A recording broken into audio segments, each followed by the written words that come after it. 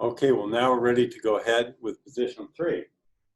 So we just attach the spring a little bit lower down now, like so. And once again, we'll start the pendulum out and record data. We're going to displace one pendulum, fix the other one, let the first one go, and then we're off.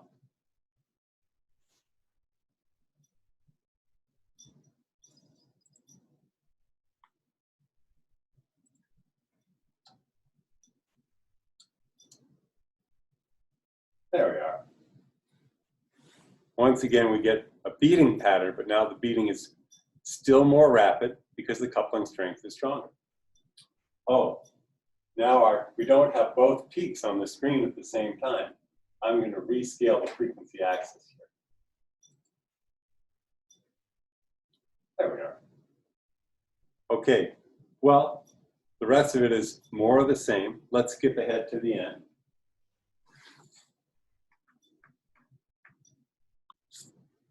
Okay, well, it's all done. You can see the two very well-resolved peaks, and you can see the data. It's a little hard when we zoom out to see the beating pattern in the data now, and it'll get progressively harder as we go to the more and more strongly coupled cases. I think we'll do those now, and I'll save the data, and you'll have a look at that. I'll show you a few of the steps as we go forward. Okay, well now we're ready to start collection with the spring at position 4, even more tightly coupled. And it's just the same process again. You're going to displace one of these, carefully hold the other one, release the first. Oops. We start to see one of the problems we can have, which is that the spring falls off. We'll try it with a little bit lower amplitude. There we are.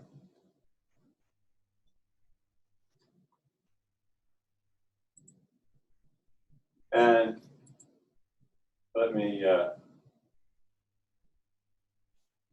zoom out a little bit so you can see what the data looks like as it's getting collected. And we'll watch this for a minute. And then skip to the end.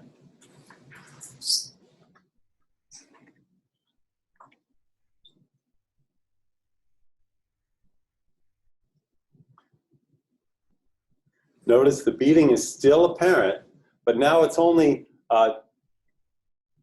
2 or 3 cycles per beating period.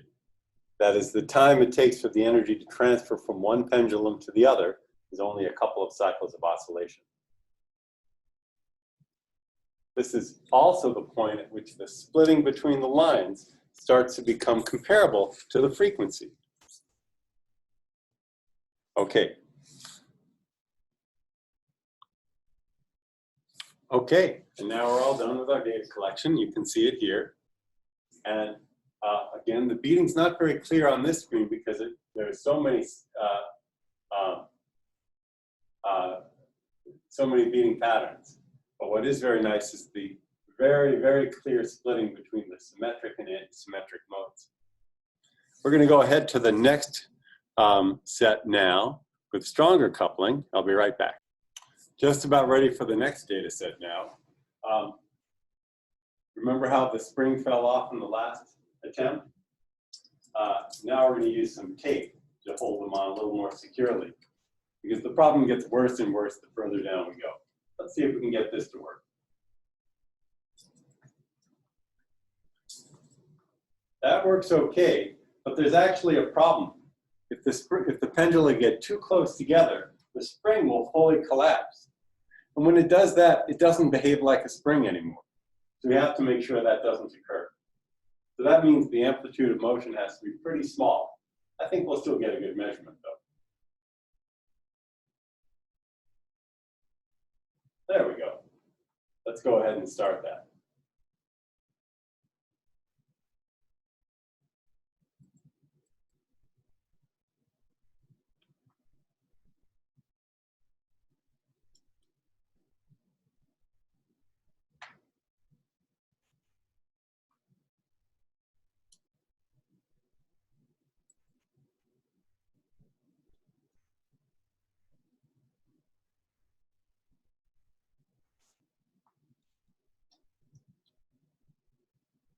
There we are. Now, the data don't look quite as nice because the amplitude is so small that we can see that individual 1-bit changes in the amplitude is recorded by the sensor. But you'll see it doesn't really matter in the end. I've had to rescale the x-axis once again because the peaks are getting so much further apart, but should work well as well. All right, well, you know the drill. We'll skip ahead to the end and take a look at the data. Okay, well, here we are. And you can see the data. Difficult to interpret this now, but the Fourier transform is still very clear. By the way, if you look closely, you'll see there are some little tiny peaks here, which don't seem to match the pattern of our experiment at all. And they don't. They're just artifacts, and we can ignore them. Okay, on to the last one. Okay, here's the last set of holes, so the strongest coupling. And this one works the worst of all the experiments we're going to do. You'll still see the results will be very clear. So we'll just start this out. We have to use very small amplitude motions of the pendulum so that the spring doesn't completely collapse. Having a little trouble setting that up. Okay, I think that's going to work. Let's try that out. And off it goes.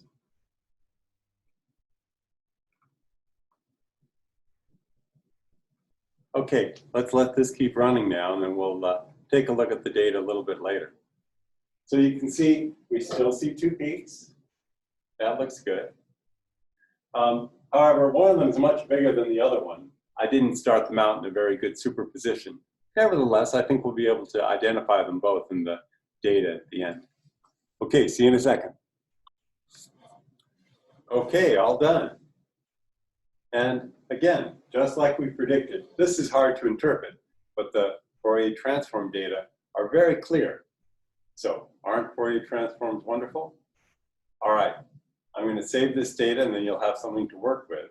Remember to take a look at the last part, which is a calibration of the coupling spring and some other measurements.